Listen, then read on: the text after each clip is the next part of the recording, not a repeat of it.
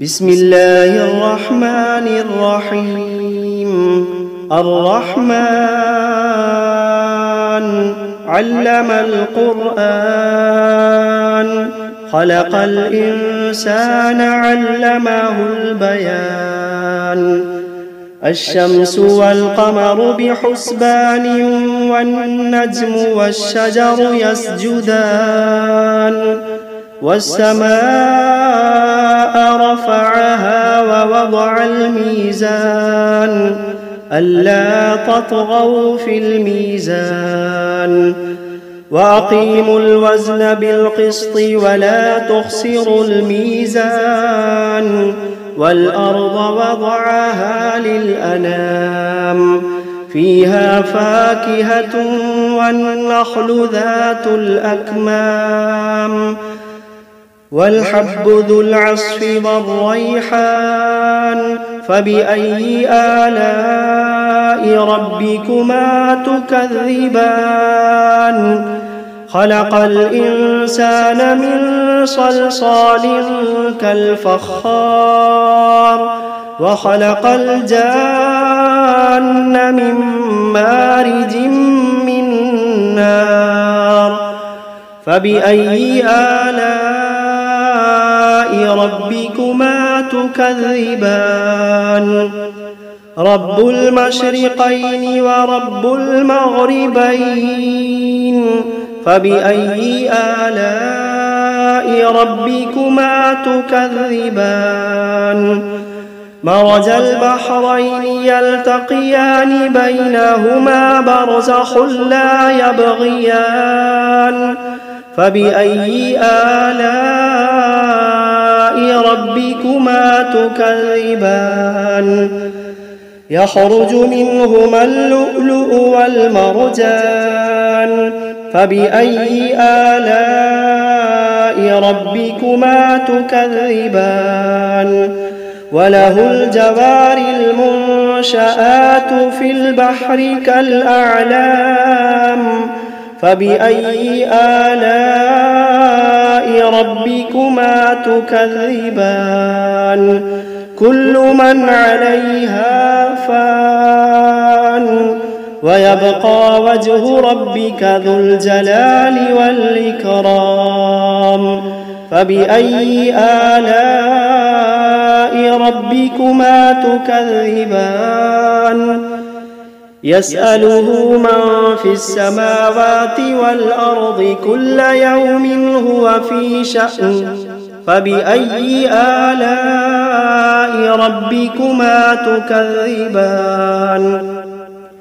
سنفرغ لكم أيها الثقلان، فبأي آلاء ربكما تكذبان. يا معشر الجن والإنس إن استطعتم أن تنفذوا من أقطار السماوات والأرض فانفذوا، لا تنفذون إلا بسلطان. فبأي آلاء ربكما تكذبان.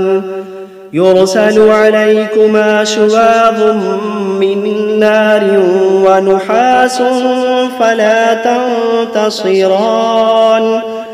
فبأي آلاء ربكما تكذبان. فإذا انشقت السماء فكانت وردة كالدهان. فبأي آلاء ربكما تكذبان. فيومئذ لا يسأل عن ذنبه إنس ولا جان. فبأي آلاء ربكما تكذبان. يعرف المجرمون بسيماهم فيؤخذ بالنواصي والأقدام. فبأي آلاء ربكما تكذبان.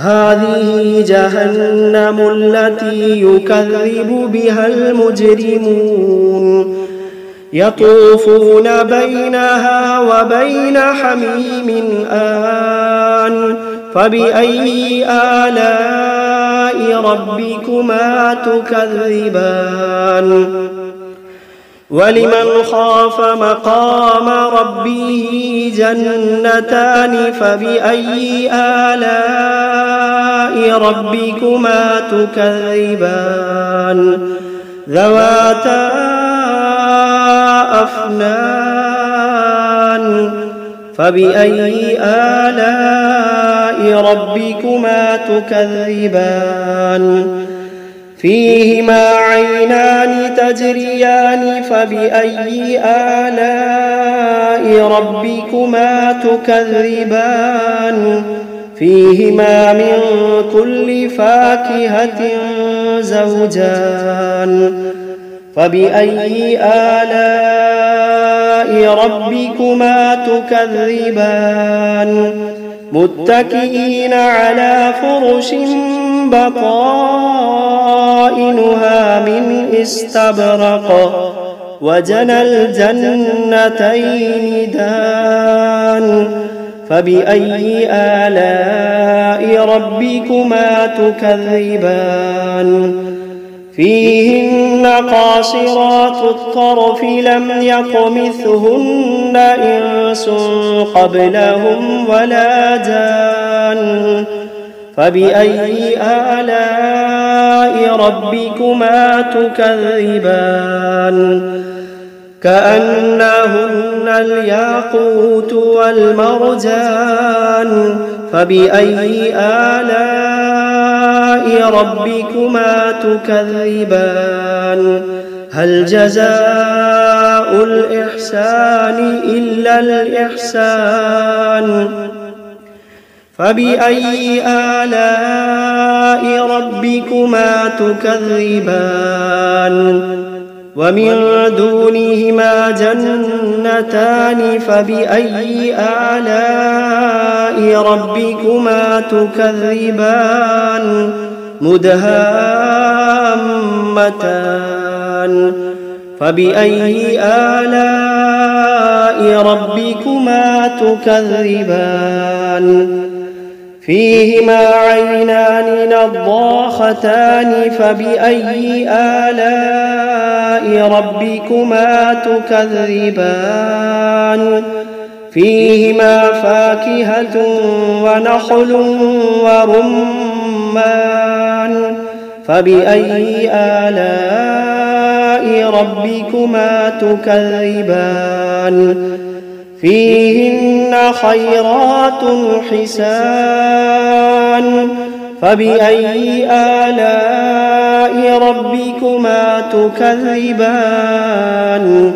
حور مقصورات في الخيام فبأي آلاء ربكما تكذبان لم يطمثهن إنس قبلهم ولا جان فبأي آلاء ربكما تكذبان متكئين على رفرف خضر وعبقري حسان فبأي آلاء ربكما تكذبان تبارك اسم ربك ذي الجلال والإكرام بسم الله الرحمن الرحيم تبارك الذي بيده الملك وهو على كل شيء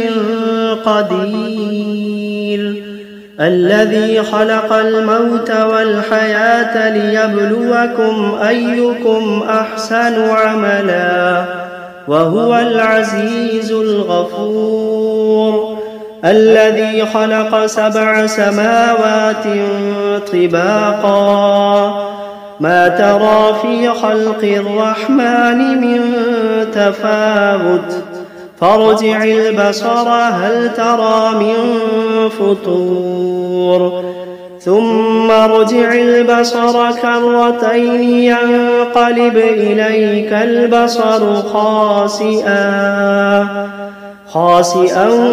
وهو حسير ولقد زينا السماء الدنيا بمصابيح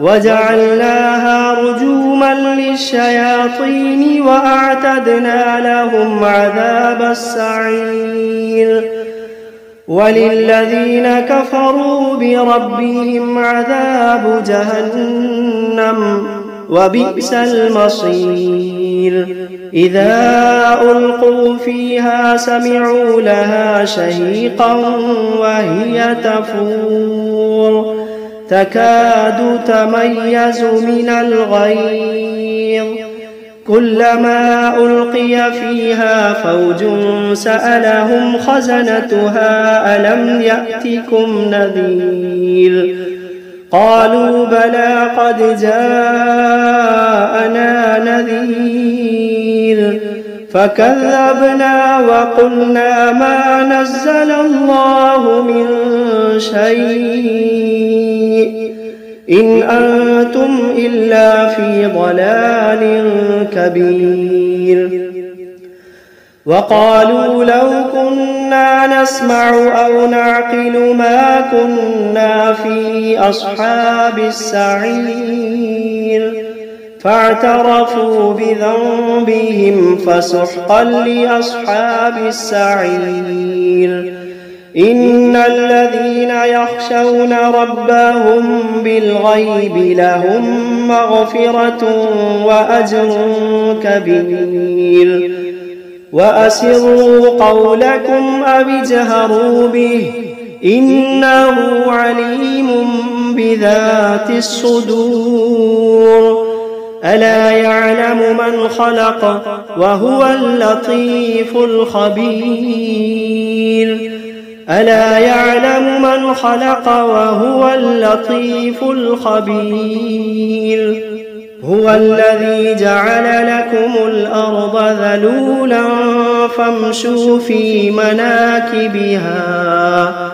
فامشوا في مناكبها وكلوا من رزقه وإليه النشور أأمنتم من في السماء أن يخسف بكم الأرض فإذا هي تمور أم أمنتم من في السماء أن يرسل عليكم حاصبا فستعلمون كيف نذير ولقد كذب الذين من قبلهم فكيف كان نكير أولم يروا إلى الطير فوقهم صافات ويقبضن ما يمسكوهن إلا الرحمن إنه بكل شيء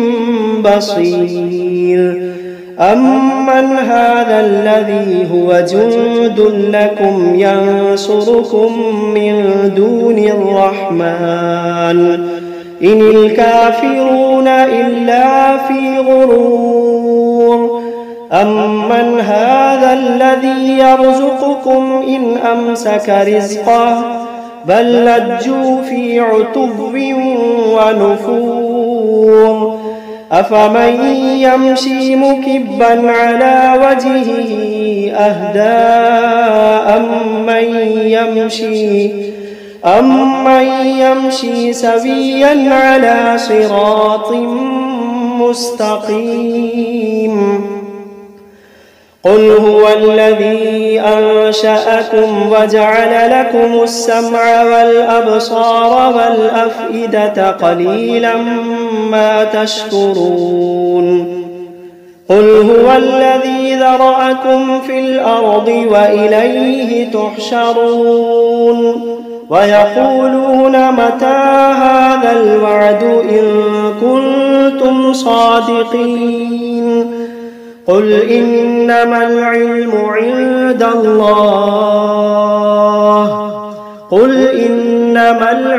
عند الله وإنما أنا نذير مبين فلما رأوه زلفة سيئت وجوه الذين كفروا وقيل هذا الذي كنتم به تدعون قل أرأيتم إن أهلكني الله ومن معي أو رحمنا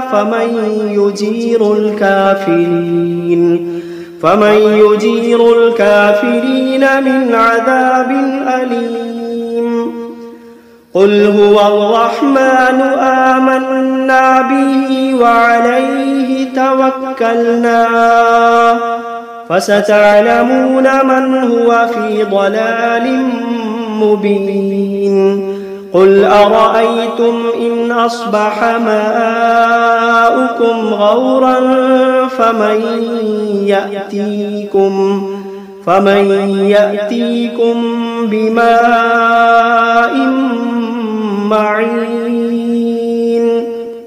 بسم الله الرحمن الرحيم قل أوحي إلي أنه استمع نفر من الجن فقالوا إنا سمعنا قرآنا عجبا يهدي إلى الرشد فآمنا به ولن نشرك بربنا أحدا وأنه تعالى جد ربنا ما اتخذ صاحبة ولا ولدا وأنه كان يقول سفيهنا على الله شططا وأنا ظننا أن لن تقول الإنس والجن على الله كذبا وأنه كان رجال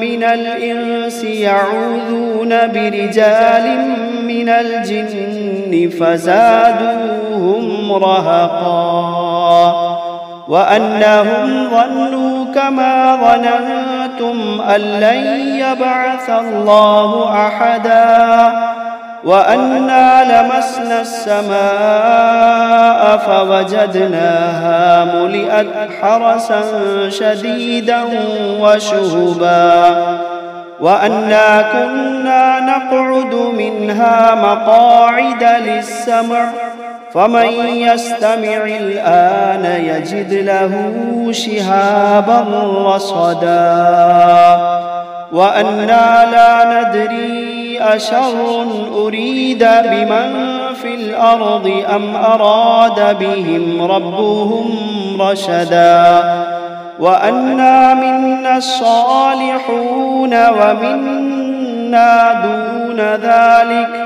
كنا طرائق قددا وأنا ظننا أن لن نعجز الله في الأرض ولن نعجزه هربا وأنا لما سمعنا الهدى آمنا به فمن يؤمن بربه فلا يخاف بخسا ولا رهقا وأنا منا المسلمون ومنا القاسطون فمن أسلم فأولئك تحروا رشدا وأما القاسطون فكانوا لجهنم حطبا وأن لو استقاموا على الطريقة لأسقيناهم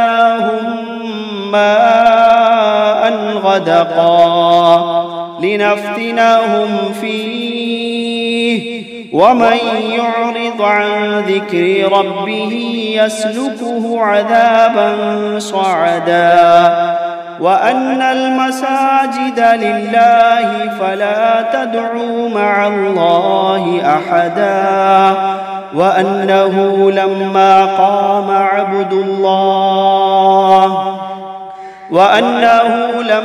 قام عبد الله يدعوه كادوا يكونون عليه لبدا.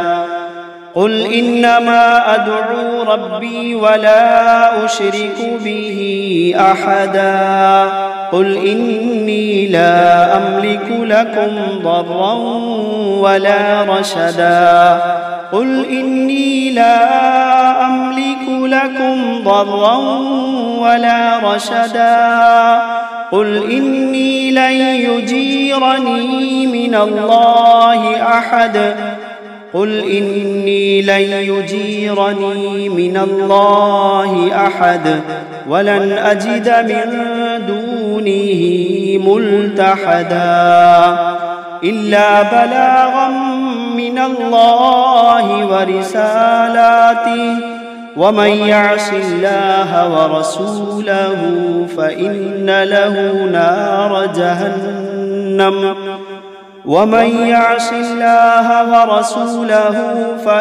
له نار جهنم خالدين فيها أبدا حتى إذا رأوا ما يوعدون فسيعلمون من أضعف ناصرا وأقل عددا.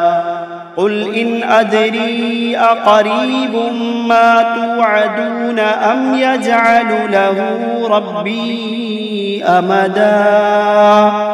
عالم الغيب فلا يظهر على غيبه أحدا إلا من ارتضى من رسول فإنه يسلك من بين يديه ومن خلفه رصدا ليعلم أن قد أبلغوا رسالات ربهم وأحاط